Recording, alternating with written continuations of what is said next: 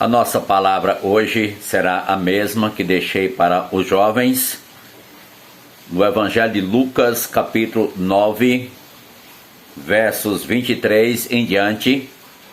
Lerei. Dizia a todos: se alguém quer vir após mim, a si mesmo se negue. Dia a dia tome a sua cruz e siga-me. Pois quem quiser salvar a sua vida, perdê-la-á. Quem perder a vida por minha causa, esse a salvará. Que aproveita o homem ganhar o mundo inteiro, se vier a perder-se ou a causar dano a si mesmo? Porque qualquer que de mim e das minhas palavras se envergonhar, dele se envergonhará o Filho do Homem, quando vier na glória e na sua glória e na do Pai e dos santos anjos. Verdadeiramente vos digo, alguns dos que aqui se encontram, que de maneira nenhuma passarão pela morte, até que vejam o reino de Deus. Lucas 9, 23 a 27. Que o Senhor aplique a sua palavra em nossas vidas. Prezados ouvintes, amados irmãos, estamos diante de uma passagem muito relevante no que concerne o discipulado. Nosso Senhor Jesus havia multiplicado pães. Aconteceu a confissão de Pedro, quando Jesus prediz também a sua própria morte. E aqui ele faz uma declaração, que o seu discípulo deve levar a sua cruz. E aqui disse a epígrafe: o discípulo de Jesus deve levar a sua cruz. Amém? É importante lembrar que quanto mais o tempo passa longe do início do primeiro século e mais se aproxima o tempo escatológico profetizado do retorno de Jesus, há uma tendência de uma fragilização no discipulado, ao ponto das pessoas quererem carregar esse nome de Jesus, ou seja, ser crente de qualquer maneira. O Senhor Jesus não está aqui deixando alternativas para o discipulado, mas dando uma regra única que é necessário ser cumprida e preenchida caso a pessoa queira ser um discípulo autêntico e verdadeiro de Jesus. Ele disse: se alguém quer vir após mim, a si mesmo se negue. Dia a dia, tome a sua cruz e siga-me. Note que não é uma opção, mas é uma ordem. Tomar a sua cruz dia a dia, negar-se a si mesmo, disse Jesus. Interessante que muitas pessoas pensam pensamentos contrários com relação ao que significa tomar a sua cruz, carregar a sua cruz. Quantas pessoas pensam que a sua cruz é um problema que tem na vida? Outros pensam que a sua cruz é uma doença que está enfrentando. Outros pensam que a sua cruz é alguém que o perturba. Alguém chega a atribuir até a esposa ou a sogra, coisas assim, que é uma brincadeira até de mau gosto. Então devemos ter cuidado. Isso não é cruz, mas a cruz sobre a qual Jesus fala aqui é um tanto diferente. De início quero fazer aqui a distinção entre levar a cruz e carregar o seu fardo. Carregar o seu próprio fardo, cada pessoa pode fazer e deve fazer, e nem sempre fará, porque nem sempre terá esse fardo. Às vezes, uns têm mais, outros têm menos, outros passam tempo sem ter. Mas que a cruz a qual Cristo se refere aqui, ela deve ser carregada dia a dia, ou seja, todos os dias, dia a dia. Ela é constante. Isso só cessará com a morte, enquanto que os fardos poderá ter hoje e amanhã não. Mas a cruz é constante, dia a dia, e só vai terminar na morte. É como um casamento, só será dissolvido pela morte. Então, o discípulo de Jesus deve abnegar-se, renunciar coisas que atrapalham a boa caminhada e tomar a sua cruz dia a dia e segui-lo. Tomar a cruz. É bom lembrar que quando Jesus foi crucificado, não foi apenas ele, mas no Calvário, multidões, centenas e milhares de pessoas eram executadas. A pena de morte pelos romanos era crucificação. Quando Jesus foi crucificado, com ele tinha 2 ladrões, uma à direita e outro à esquerda.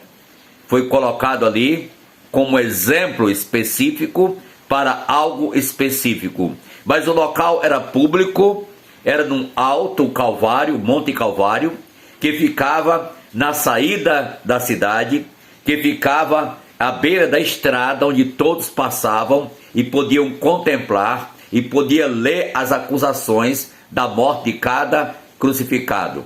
No caso de Jesus, foi colocado Jesus Nazareno, rei dos judeus. É bom lembrar que disseram a Pilatos, não diga que ele é rei, mas que ele disse ser rei. Então Pilatos disse, o que escrevi, escrevi. E permaneceu assim. Ele foi usado por Deus até sem o saber, mas para fazer a notável declaração, Jesus é o rei dos judeus. Ele é rei, sim. E um dia ele assumirá o seu reino. E é bom lembrar que aquela epígrafe estava colocada em 3 línguas, hebraico, latim e grego, que era exatamente um local onde passavam pessoas de várias línguas e podiam saber e entender o que estava acontecendo. É que Cristo morreu por todos, não é verdade? E todos precisam saber essa mensagem, foi o que ele disse posteriormente, que deveria ser anunciado a todo mundo, em todas as nações. Foi dito por Jesus. Então, ele disse que no verso 23, dizia a todos, aqui é para todos, todos que querem seguir Jesus, então precisam negar-se a si mesmo e tomar a sua cruz, se quer vir após Jesus. Se alguém quer vir, então envolve a volição, o desejo pessoal, só que nem todos que querem poderão, alguns são barrados. Aqui disse, as multidões querendo seguir, havia multiplicado pães. Mas ele disse, olha, não é bem assim. Se alguém quer vir após mim, negue-se a si mesmo. Vamos lembrar algumas palavras nesse contexto. A primeira palavra é conscientização. Conscientização. Jesus quer que as pessoas o sigam sabendo o que estão fazendo. Não é de qualquer maneira, precipitadamente. Tem que haver um esclarecimento consciente. Ele fez ilustração de quem quer construir, fazer uma construção, tem que planejar e calcular se tem condição de terminar, para depois alguém não mangar dessa pessoa, não criticar dessa pessoa, não zombar dessa pessoa. Não é assim quando a pessoa decide seguir Jesus e às vezes não toma uma decisão consciente e finda fazendo coisas que não são convenientes e são nocivas ao Evangelho. Aí vem os escândalos e as blasfêmias do nome de Deus por causa de um testemunho errado na vida de uma pessoa. Então, e por isso ele está mostrando aqui a conscientização do discípulo verdadeiro. Começa com uma decisão sincera e real. E essa decisão, ela envolve abnegação. Nossa vida tem muitas decisões importantes e menos importantes, mas aqui está uma decisão relevante, decisão com relação ao reino de Deus, a seguir Jesus e abraçar o Salvador na vida. Isso aí é importante. Você já parou para tomar essa decisão, para fazer essa avaliação e está decidido a abnegar-se, negar-se a si mesmo, porque Jesus é o primeiro. Ele veio como o Filho de Deus, e é o Filho de Deus, é o ungido de Deus, e ele então cumpre a lei, e ele mostra o cumprimento aqui ao principal dos mandamentos sobre os quais ele falou em resposta aos seus discípulos, aos seus indagadores que perguntaram qual é o principal dos mandamentos. Ele disse: ouve, pois, ó Israel, o Senhor nosso Deus é o único Senhor. Amarás, pois, o Senhor teu Deus de todo o teu coração, de toda a tua alma e de todo o teu entendimento. Portanto, meus caros ouvintes, prezados irmãos e amigos, aqui está a abnegação para deixar tudo e todos por causa de Jesus.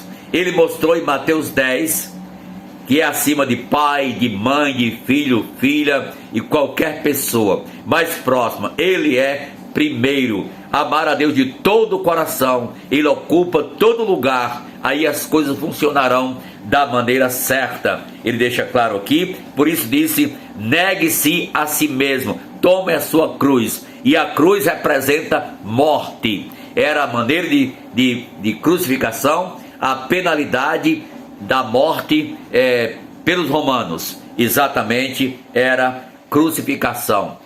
E isso nos dá a entender que precisamos então morrer para o mundo, mortificar os feitos da carne e viver para Deus no Espírito Santo a cada dia, a cada passo da nossa caminhada. Maravilha, irmãos, Deus abençoe. Aqui está então uma palavra importantíssima, que é abnegação e mortificação, porque essa palavra tome a sua cruz dia a dia, então está falando da morte para o mundo. Quantas vezes nós temos que tomar decisões entre fazer uma coisa ou outra, no que concerne, por exemplo, a ir ao culto na igreja, ou se você vai fazer coisas que são totalmente para preencher o seu desejo meramente.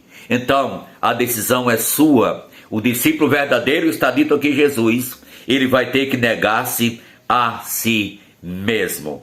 Mas também essa mortificação da carne, ela vem com uma indagação. Interessante que quando se fala fazer morrer a natureza terrena, aqui eu lembro que Billy Graham, numa pregação que eu vi nos anos 80 de Billy Graham, onde ele disse: longe esteja de me gloriar, senão na cruz de nosso Senhor Jesus Cristo, pela qual o mundo está crucificado para mim e eu para o mundo. Está em Gálatas 6,14. Maravilha, não é? Maravilha.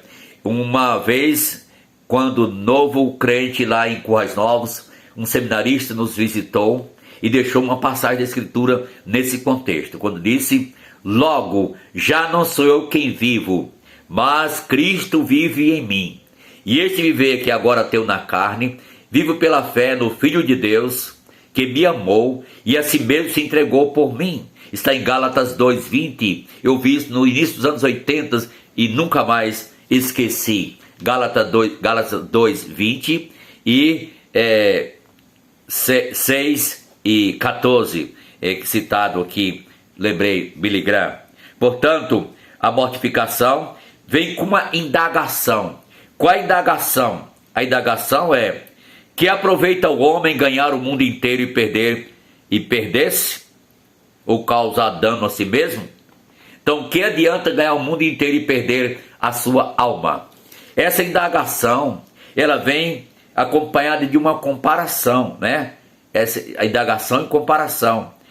O mundo inteiro com relação ao valor de tua alma e de uma eternidade com ou sem Deus, está mostrando aqui. A Bíblia fala muitas comparações. Essa pergunta é importante. E tem muitas perguntas importantes na Bíblia. Deus disse para Adão: onde estás? Ele sabia, mas ele queria despertar Adão com essa pergunta retórica. E de outro lado também nós encontramos em Lucas 12:20, mas Deus lhe disse: louco, esta noite pedirão a tua alma, e o que tens preparado para quem será? Lucas 12:20. Atos 16:30, senhores, que devo fazer para que seja salvo? Então note como tem muitas perguntas na Bíblia que são relevantes, não é? Relevantes. E aqui está: que aproveita o homem ganhar o mundo inteiro e perder a sua alma? Portanto, meus prezados ouvintes, é sério. E essa indagação, ela tem essa comparação, levando a uma confissão. E a confissão está: porque qualquer que de mim e das minhas palavras se envergonhar, dele se envergonhará o Filho do Homem, quando vier na sua glória e na do Pai e dos santos anjos. Então, Jesus irá se envergonhar daqueles que se envergonharam dele. Você tem vergonha de Jesus ou o confessa como sendo o teu único Salvador e o Senhor na tua vida? Por que foi que os cristãos do primeiro século e segundo século e dos séculos iniciais morreram tantos, milhares de cristãos foram mortos, assassinados, para não negar a fé em Jesus, porque estavam confrontando a prática romana dos próprios imperadores com as suas atitudes pecaminosas. Eles não concordavam e estavam se baseando: Cristo é o Senhor e não o imperador. Nós cremos em Cristo e confessamos a Cristo, Ele é o nosso Senhor e o nosso Salvador. Bateram o pé firme, deram a vida até a morte, levou a cruz até a morte, mas partiram para a glorificação nos céus. Essa confissão maravilhosa, ela vem acompanhada também de manifestação. Olha, verdadeiramente vos digo, alguns dos que aqui se encontram, que de maneira nenhuma passarão pela morte até que vejam o reino de Deus. E aconteceu sim. Pedro, Tiago e João foram com Jesus para o monte, e lá Jesus se transfigura perante eles, mostrou sua glória, e aparece Moisés e Elias, e depois uma voz disse que era para olhar para Jesus, porque disse: este é o meu filho amado, em quem me comprazo. Prezados ouvintes, a mensagem do Evangelho não é barata de qualquer jeito, mas ela vem com abnegação, vem com renúncia, e Deus é primeiro. Queres tomar essa decisão? Tens a oportunidade. Louvado seja Deus em tua vida, no teu coração. Amém? Deus abençoe.